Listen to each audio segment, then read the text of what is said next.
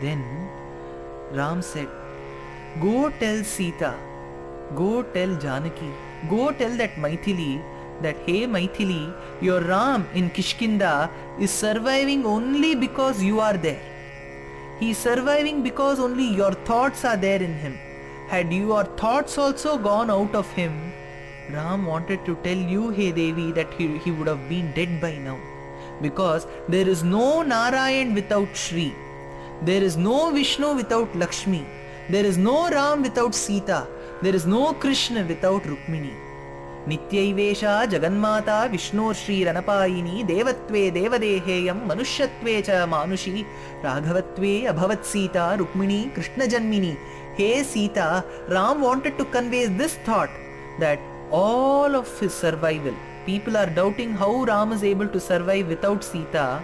He is not surviving without you, hey Mata. Physically both of you may be separated, but your thoughts about your beauty, about your qualities, about your behavior, about your gunam, about your vaibhavam is always lingering in the mind of Ram, and it is because of that, hey Mata, that Ram is surviving. Paschadevam kathaya bhavati bhagadhena jiva Kalyanim tvam kushalamanaga kosalendrondronuyumte Yeshu shriyo bhavati niyatam tani sarvani santo Lakshyadevyasthyavacha bhuvane lakshananyayamanti. Ram himself conveys this thought to Lakshmana and Hanuman. He says, hey Lakshmana, I am not worried because I am separated from Sita. And Sita will also be not worried that she is separated from me. I know about her and she will know about me. I am only worried that due to this separation, whatever youth we had is being lost minute by minute, second by second, day by day, month by month. I am only worried that my youth is getting wasted. Had both of us been together, we would have enjoyed this creation. We would have enjoyed your bhakti. But both of us are not together physically, due to which we are not able to relish the bhakti that yourself, hey Lakshmana, the bhakti that Hanuman is exhibiting towards us. Name dukkham priya dure, name dukkham hriteti cha, etad devanushochami, vayosya hriti vartate. After having conveyed this message to Sita through the swan, Ram turned to Sugriva and said, hey Sugriva, there is a deadline for us, and it is high time that I go rescue Sita. I'll do anything to rescue her, hey Sugriva. People are worried that there is an ocean. I will build a bridge over the ocean, or I will try to dry up the ocean, walk along with the monkeys on that dry land, go to Lanka and rescue Sita. Tapasa setu bandhena sagarochoshanena cha sarvathapi samarthosmi sagarasya langane. Then Sugriva, with the bear king Jambavan, Angada, Hanuman, and then more importantly Ram and Lakshmana, with all the 70 lakhs of Hanuman, so monkey soldiers, he marched towards the southern tip of India where they could see the ocean. Ram, once looking at the ocean which was right before him, was totally surprised and astonished. He couldn't find where the separation was between the sky and the ocean. If he looked at the ocean, it all looked one and the same, blue in color. If he looked at the sky, it all looked one and the same, blue in color. It looked as if the sky and the ocean, which were both blue in color, had blended beautifully, and he even couldn't see the separation line, the horizon which separates the sky and the ocean. Sagaram chambara prakhyam ambaram sagaropamam sagaram chambaram cheti nirvishetam adrishyata. This was the scene on this side. In Lanka, after the visit of Hanuman, where Hanuman had ruined the entire Lanka was in ashes, all the ministers had gathered, including Vibhishana. And there, Ravana was seated on his throne, and he was looking at the losses which Lanka had incurred due to the presence of Hanuman in Lanka. For devotees, the presence of Hanuman always causes a gain. For enemies and for people who are anti-social elements, the presence of Hanuman will always cause a loss. Ravana was the king of all anti-social elements, so he was incurring a huge deficit. So when he was looking at it, Vibhishana stood up and said, "Hey Ravana, my elder brother, I have a few words to say." On Ram, the first person will be Ram. "Hey Ravana, don't you feel that the Ram is not an ordinary human being? He is one of the extraordinary human beings that I would have ever heard about. He sent a monkey as a messenger, and that monkey was not an ordinary monkey, it was an extraordinary monkey. And it is very wrong on your part to abduct or kidnap the wife of some great person like Ram who has come in Ikshvaku Kulam. So please don't underestimate a human being, that too a human being like Ram who's actually not a human being. He's not an ordinary man, he's an extraordinary man with extraordinary qualities and great powers. So please don't underestimate him. It is high time for you to submit his wife to him." "अप्रमत्तं कथं तं तु विजिगीषु बले स्थितं जितरोषं दुराधर्षं तं दर्शयितुमिच्छत." Hey Ravana, I would also like to say that I've heard that Ram never gets angry.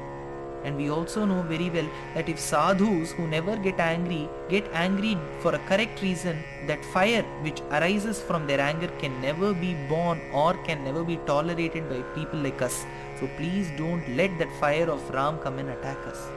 And one more thing, hey Ravana, didn't you notice that monkeys which don't even have the stamina to go from a huge tall tree to another, this monkey which came to Lanka burned the entire Lanka, and it spoke as if it had learnt and mastered all the branches of Vedas. So this is an extraordinary monkey which is working for an extraordinary man. Do you still have feelings that you can win over that Hanuman and Ram when both of them are together? And moreover, Ravana, you should know one thing. Crossing the ocean is not an easy task, and that too a monkey has crossed the ocean in a single leap. Aren't you reminded of another great monkey called as Vali and how you were insulted? Hey Ravana, don't underestimate Hanuman. "Samudram langhayitva tu ghoram nada nadipatim gatim hanumato loke ko vidya tarkayetava." Hey Ravana, I've also heard from astrologers in Lanka that after the entry of Sita in Lanka, the wolves have started howling. The dogs have started barking in unusual periods. When dogs are all meant to sleep, they have started barking these days. When wolves should never howl according to our good and bad omens, they have started howling in odd hours. And you should also see that the royal elephant is facing a huge fever and it may die at any point of time. The Digvijayam pillar, the pillar that you had built for your victory, has started developing cracks. Lots of people are losing their money and the crime rate is increasing in Lanka. Don't you feel after the entry of Sita all these things are happening? She is a huge personification of bad omen to Lanka. Please submit her to Ram. Don't think that she will cause some good omen or auspiciousness in Lanka. All that she has come is for the destruction of Lanka. It is high time, at least for the welfare of your kingdom and for your citizens, you submit back Sita to Ram. Yada prabhritti vaidehi samprapteha parantapa tada prabhritti drishyante nimittanya shubhaninah gridhrascha pariliyante purimu paripinditaah upappannascha sandhye dve vyaharantya shivam shivaah. Once he said this, Ravana got all the more angry. How can you call the personification of all good auspiciousness like Sita to be a person of full bad omens? There is one beautiful aitihyam, there is one beautiful anecdote which is said about this. I have already mentioned in Yuddha Kandam, the Kula Dhanam, the family deity of Ikshvaku Kulam was Ranganath, and a South Indian king called as Dharmavarma wanted that Ranganath of Ikshvaku Kulam in Ayodhya to reach South India on the banks of Kaveri. So he prayed Bhagavan Vibhishana at the end of Srimad Ramayanam is being gifted by Ram that particular Ranganath. Vibhishana places that on the banks of Kaveri, and that is where the present temple of Srirangam is. So the present temple of Srirangam houses the Sannidhi, the Sanctum Sanctorum. Inside it there is Ranganatha Bhagavan. That Ranganatha Bhagavan is the family deity of Ikshvaku Kulam, that is Ram. We have seen that. But if you see the directions in which the Moola Murtis, the principal deity of most of the temples of India are, they are mostly facing east, or they will face north. The deities facing west and south are very, very negligible, because north and east are supposed to be very powerful directions according to Vastu Shastra. When we say that they are auspicious directions, it doesn't mean west and south are not auspicious directions. This is one important point, because the Bhuloka Vaikuntham, the Vaikuntham on earth, is Srirangam. In Srirangam, Bhagavan himself is facing south. If he had followed Vastu Shastra, he must have faced the east or to the north. Why did he face south? Because Vibhishana was the one who carried him from Ayodhya to South India. And when Vibhishana left this Bhagavan and went to Lanka, he wanted to take the care of his child Vibhishana. So he turned towards south, and he's facing south, and he slept.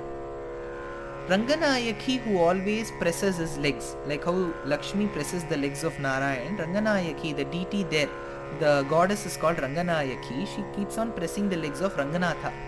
One day there was a conversation. She said, "Hey Bhagavan, in all the temples you are facing the east or the north or at least west. Why are you facing south here? You should not face south."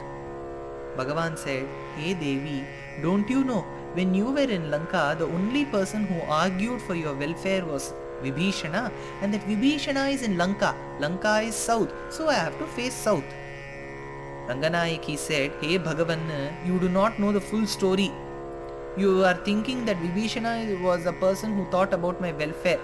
Had he thought about my welfare, he wouldn't have said before Ravana that I am a personification of all bad omens. He said that." Bhagavan said, "Hey Devi, why are you trying to play today? He is not a person who will complain like that."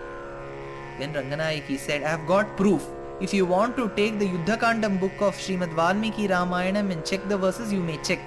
I am very sure that Vibhishana went and told Ravana that once Sita entered Lanka, all bad things have started happening.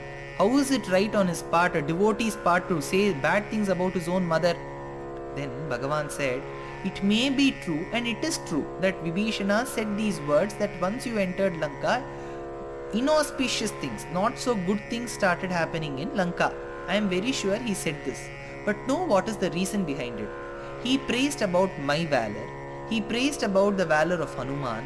Ravana did not budge. Finally, he wanted to use a weapon. That weapon was you. And instead of praising you, he wanted to underestimate you and wanted to create such a feeling in Ravana that once he hears the words of Vibhishana, Ravana will go and give Sita in the hands of Ram." This was his thought. But Ravana was such a strong person who did not even listen to the words of Vibhishana. So whatever Vibhishana said, he did not say it from his heart. He said this because at least after saying this, won't Ravana leave Sita. So with this thought, Vibhishana said, "So please don't underestimate or please don't misunderstand our son Vibhishana. Vibhishana never has such a thought." This particular beautiful conversation of Bhagavan and Lakshmi, that is Ranganatha and Ranganayaki, that is Ram and Sita, that is Narayan and Lakshmi, is beautifully put in a beautiful verse in Tamil by a mystic saint called as Vishnu Chitta. "தன்னடியார் திறத்தகத்து தாமரையாளாகிலும் சிறகுதைக்குமேல் என் அடியார் அது செய்யார் செய்தாரேல் நன்று செய்தார் என்பர் போலும் மண்ணுடைய விபீடனர்க்காய் மதில் இலங்கை திசை நோக்கி மலர் கண் வைத்த என்னுடைய திருவரங்கற்றன்றியும் மற்றொருவர்காளாவரோ தன்னடியார் திறத்தகத்து Thamaraiyal." Even if Lakshmi comes and complains about his devotees, Bhagavan will never accept. He will say, "My devotee didn't do such a mistake." And even after that, if Lakshmi persists saying that no, he has committed this mistake, this is this particular proof, I'm showing you the proof, hey Bhagavan, see the proof, this is the proof that your devotee has committed this mistake. After having seen the proof, Bhagavan will say, I would still say that my devotee has not done a mistake, and had he done this particular mistake, it is not a mistake. So even if we commit mistakes, Bhagavan will forgive it. It doesn't mean that we can commit mistakes. It just means to say that Bhagavan has that merciful and daya gunam. Now, all through Srimad Ramayanam, I have been describing one thing, that Bhagavan is in one state and Lakshmi, that is our Mata, Jagannatha Mahalakshmi, is one step higher than him. If Bhagavan has two eyes and one eye represents the sun and the other eye moon, with one eye the sun, he will try to give us all the punishments, and with one eye being the moon, he will try to, with his cool rays, he will try to bless us. Whereas Lakshmi, both her eyes are that of the moon. So both her eyes will only give cool rays and they will always bless us. Contrary to this, I have been saying that Lakshmi goes and complains to Bhagavan and she says that your devotees are doing such mistakes, punish them. How can you bring a compromise between the two? How can I give a justification? Lakshmi's gunam is always to see that Bhagavan always forgives our mistakes. There is no doubt about it. But why is she doing it? This is a beautiful nyayam. For example, in our house we buy so many paintings or portraits. If we want to hang a particular portrait on the wall, what do? We take the nail, we hit it on the wall, and then we hang the picture. But there is one minor procedure after hitting the nail and before hanging the picture on that nail in the wall. We do something. What is that minor procedure? Once we hit that nail on that wall, we touch that nail, shake it left, right, up and down. We try shaking it. If the nail does not shake, what do? We hang that particular portrait. If the nail shakes, if the nail is moving little, what do? Is we take the hammer, give one more shot to it, and we see to it that the nail does not move anymore. So we make it stiff. Likewise, every day the person who uses the hammer is Lakshmi and the wall is Bhagavan. The person who uses the hammer is Lakshmi and the wall is Bhagavan. She uses this particular nail. That nail is that of daya. Whatever quality she has is daya. It is full. She is full of daya.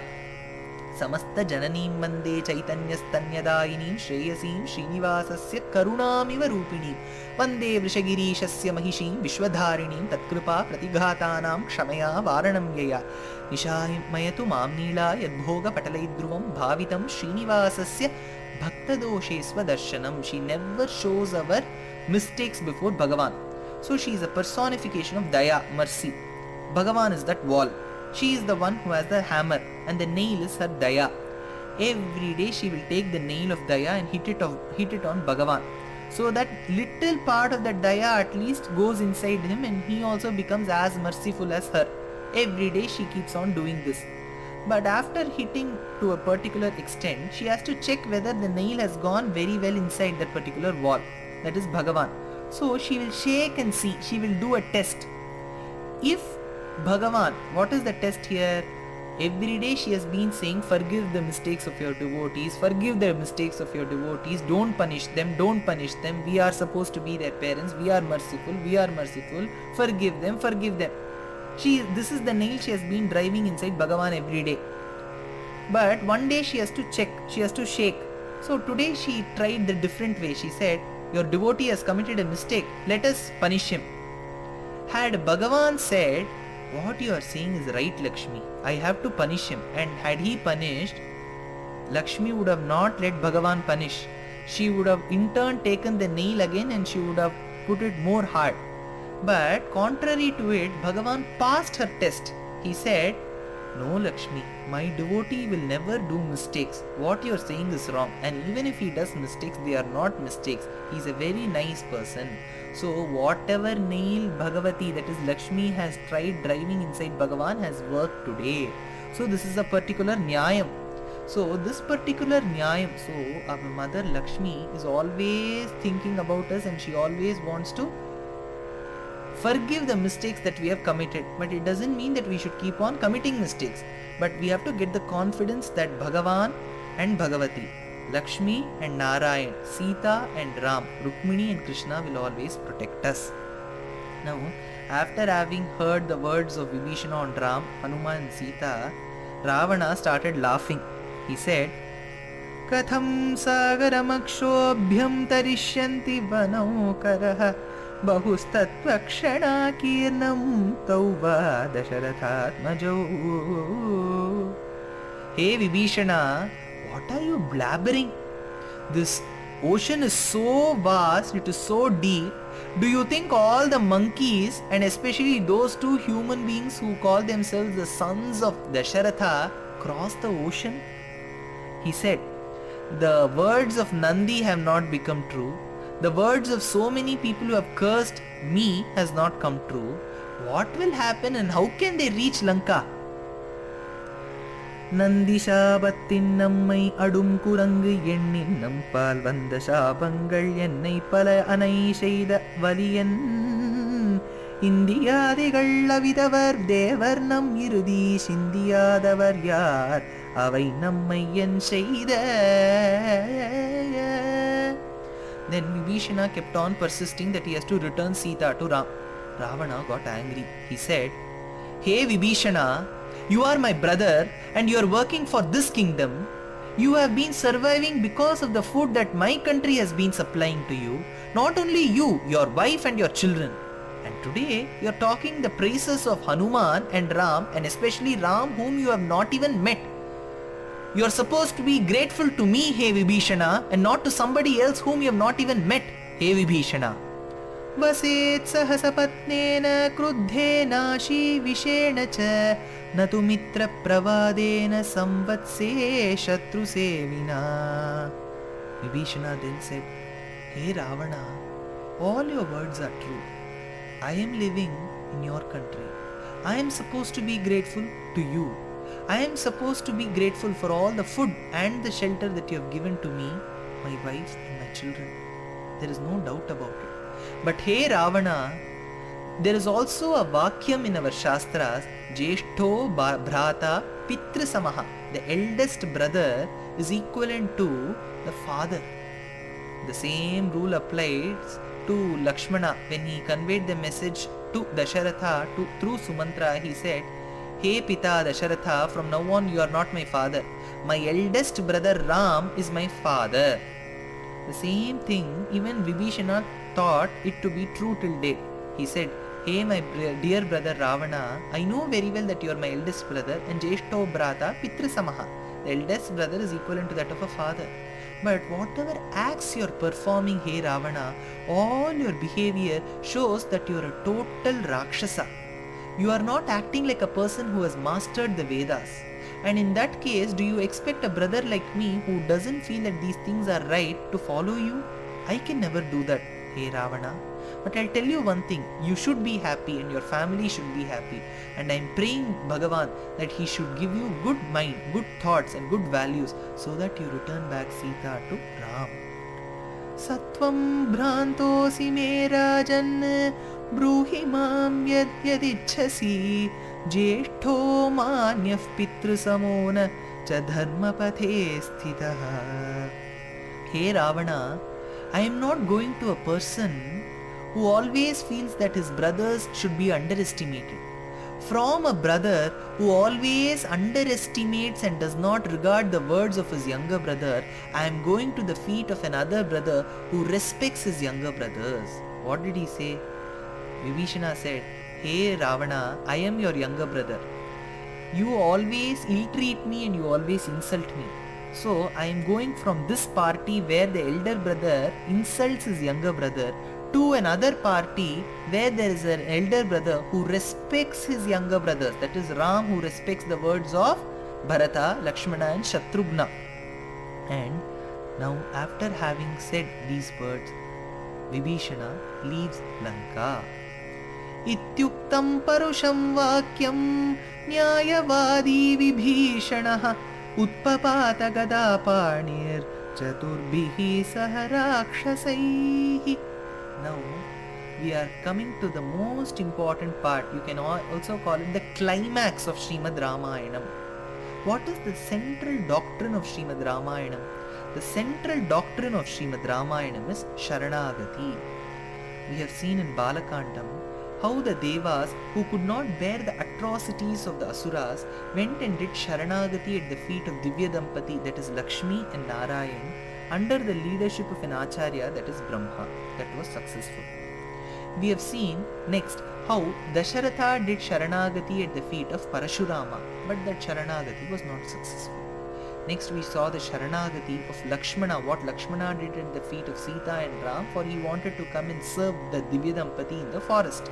Then we saw the Sharanagati what Bharata did at the feet of Divya Dampati, requesting them to come back to Ayodhya. This was also not successful, like the second one. The first and the third one were successful. Then came an important Sharanagati where all the rishis of Dandakaranyam did Sharanagati at the feet of Ram and Sita. This was successful because Ram killed all the demons in Dandakaranyam. Finally comes this Sharanagati, which is the crown, the Kaustubam of entire Srimad Ramayanam, which is Vibhishana Sharanagati. Each Sharanagati has its own profile. The person who does Sharanagati is different everywhere.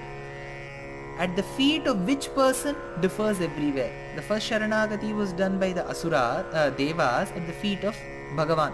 The second Sharanagati was done by Dasharatha at the feet of Parashurama.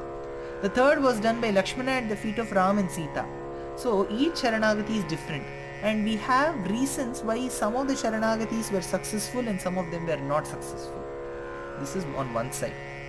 Second most important part is Sharanagati is not only found in Srimad Ramayanam, it is found in Srimad Bhagavatam, Mahabharatam, everywhere. So Sharanagati is done by a devotee at the feet of Bhagavan everywhere, there is no doubt about it. But most of the Sharanagatis in both the Upabrahmanams, that is Srimad Ramayanam and Srimad Mahabharatam, they are all Kamitartham, they all have some materialistic cause. Draupadi, she did Sharanagati when Dushasana wanted to strip her. She said, Dhyayas sada savitrimandala madhyavarti narayana sarasijasana sannivishtaha keyuravana makarakundalavanne kiriti hari shri dvarakanilayachyuta govinda pundarikaksha rakshamam sharanagatam. Once she did this Sharanagati, she got sari from Bhagavan. Likewise are each and every Sharanagatis. But one special quality of Vibhishana Sharanagati is, it follows every rule of the Sharanagati Shastram, and Vibhishana does not do it for any materialistic cause. He does not do it for any materialistic desire, unlike the other Sharanagatis. So let us see in each and every step how this Sharanagati was successful and what is the most important characteristic in each and every section of it. Now, Ityuktam Parusham Vakyam Nyayavadi Vibhishanaha. Such a beautiful word Valmiki has put for Vibhishana. He could have said Vibhishana left, but he puts the word before him. Nyayavadi, Nyayavadi. Like how Vidura was caught amongst the Kauravas, so was Vibhishana caught amongst the Ravanas and the Ravinis. Ravanas and the Ravanis are Ravana, the followers of Ravana, and the sons of Ravana, like Indrajit, Akshay Kumara and so on. Vibhishana was caught amongst them, like how Vidura, the great person with great thoughts, was caught amongst Kauravas, Duryodhana, Dushasana and so on. So it was high time that Vibhishana came. But the first word what Valmiki uses is Nyayavadi. He always stood on the Paksham. He always stood on the side where there was Nyayam, righteousness. Even in our lives, whether it is our relation, the closest friend, whoever does a mistake. If it is a mistake, it is a mistake. Even if our fathers, mothers, wives, children, friends, teachers, anybody does a mistake, it is a mistake. We should never support that mistake. But it doesn't mean that we should go bluntly and fight or say it right before their face. We should know how to treat each and every person. If it is an Acharya who is committing a mistake, we should not go before our Acharya and say that this is a mistake. There is a right way of saying it and there is a right way of showing it in an indirect manner. Vibhishana tried all the ways, but nothing worked with Ravana, so he stood up. Nyayavadi Vibhishanaha Utpapata Gada Panit Chatubhihi Saharakshasaihi. Not only Vibhishana was good. Whenever there is a good person in an area, he will try to correct at least 4 or 5 more people in that area and try to increase his particular party. Likewise, Vibhishana was one very good soul in Lanka because 4 or 5 people constantly moved with him and knew his attitude. Even they turned good. Though they were also born Rakshasas, they also turned good because of the association with a great devotee like Vibhishana. Bhagavata Samagamam.